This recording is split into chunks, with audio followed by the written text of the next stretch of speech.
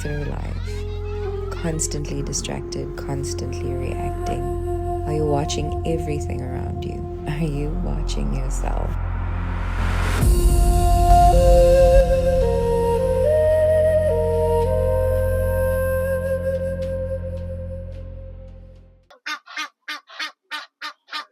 Hey guys, it's Sash the Chakrahan. Welcome to my YouTube channel.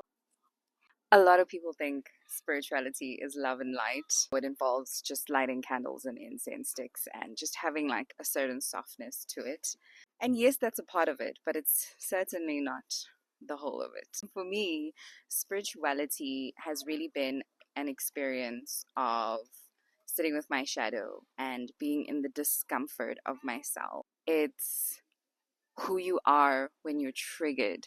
It's what you're like when you take accountability and when you're aware of your life and yourself. So I really feel like it's such a complex and extensive experience that you can't just dumb it down to the light parts of it. I initially started my spiritual work intentionally when I was around 15 years old. I found like a certain beauty in yoga, and I remember like the first time I read The Secret and I was just so blown away by the power of the mind and manifestation. Spirituality is in everything, in all of existence.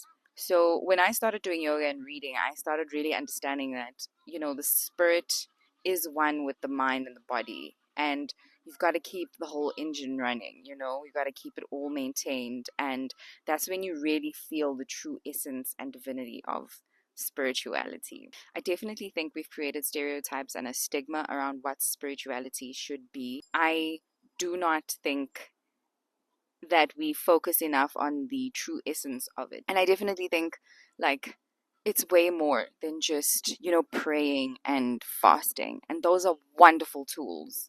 I use them all the time. But it really is just being true to who you are. Oh, look how beautiful the sun is today. I think spirituality is being present. We spend a lot of time thinking about what happened in the past and how to heal from it, or how to avoid it, or whatever it may be. And I think we spend a lot of time thinking about the future and what it's about to be. And we don't really capture the now. We get so lost in those two tenses that we don't focus on the present. We don't realize what's happening around us.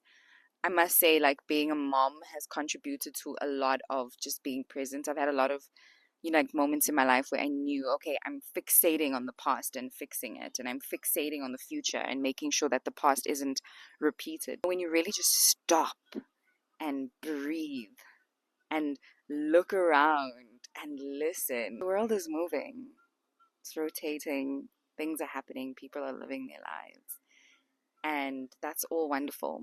We all are stories that need to happen, but we also need to just be in the now and like really just take it all in. The term spiritual gangster really speaks to what a bold, courageous, committed, tough experience this can be.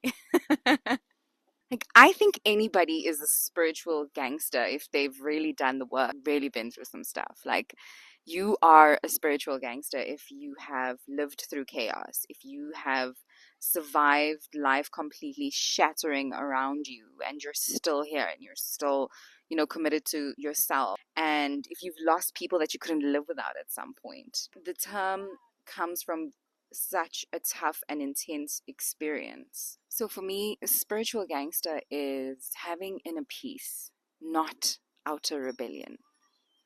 And it's when you are not afraid of bad things happening, but understanding that you can move and live through bad things happening. That's a tough one. It's also a really beautiful role to hold with yourself, because you stand on business with you. You show up for you. You make things happen for you. You go inside and you do the work, the messy work, the uncomfortable work, the work that requires strength and courage where you didn't think you were capable of that. That's what being a spiritual gangster is to me. It's making big moves and for yourself.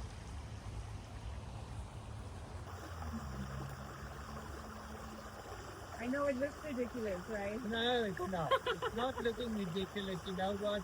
You got more guts than I.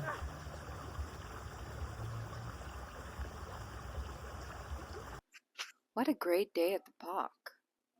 Thank you for sharing it with me. That was really cool. Yeah, you know you're South African when there's hardy does around. For sure. I think I've had a very interesting experience growing up in terms of religion. I had a lot of exposure to different types of religion. And that sort of set like the basis of my journey of finding out what spirituality is. So I'm half Indian, half Portuguese. My dad is Tamil Indian, and we had a God lamp in the house. And then my mom, who is Portuguese, was a Jehovah's Witness. So we had watchtowers on the table as well. So I grew up with very contrasting texts. By the time we moved out, when I was 10, the home we moved into was quite religious.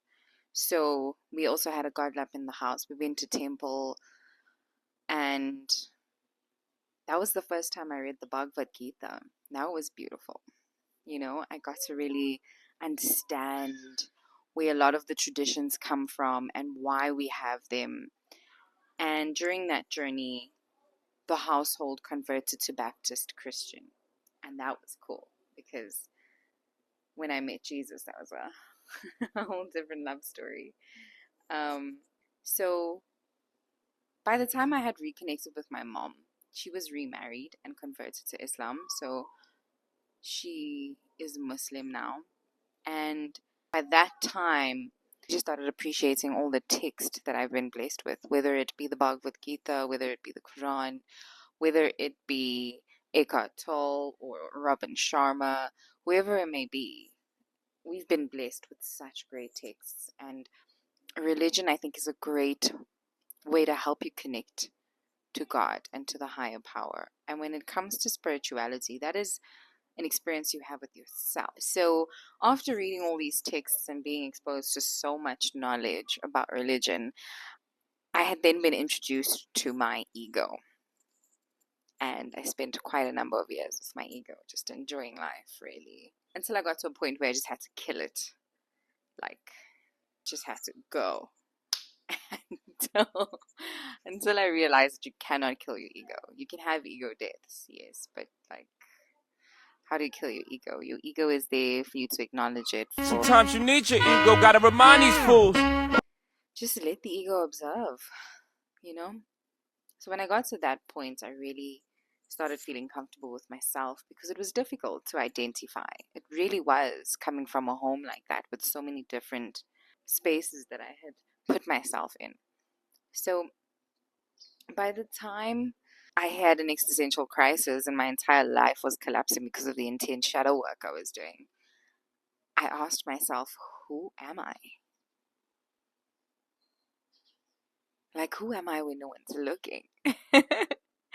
Not the performative me, not the person that I have to be in certain, you know, roles. And when I really got to sit with that question and understand the base of who I am, man, oh man, that's when, you know, a lot of things started collapsing. And then it was like, okay, yeah, that's when the fighting began and the denial. And you go through different phases, right? And then you get to a place where you accept and you're like, cool, cool. This is who I am. This is who I am. I do this. I like that. Period.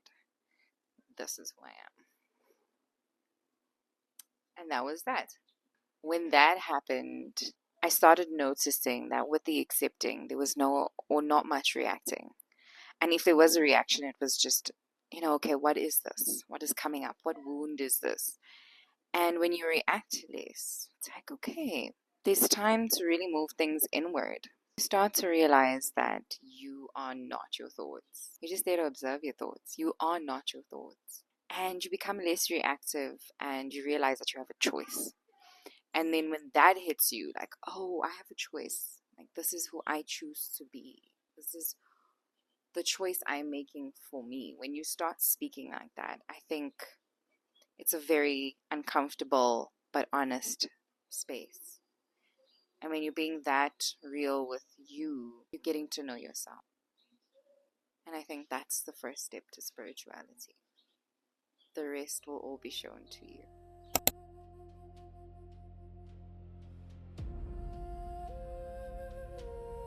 Thank you so much for watching my episode. Thank you for spending the day with me at the park. It was really cool. I love being outside.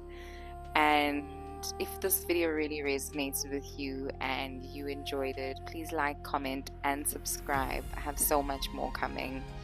And I know that there's so much that you're going to teach me and that I'm going to teach you.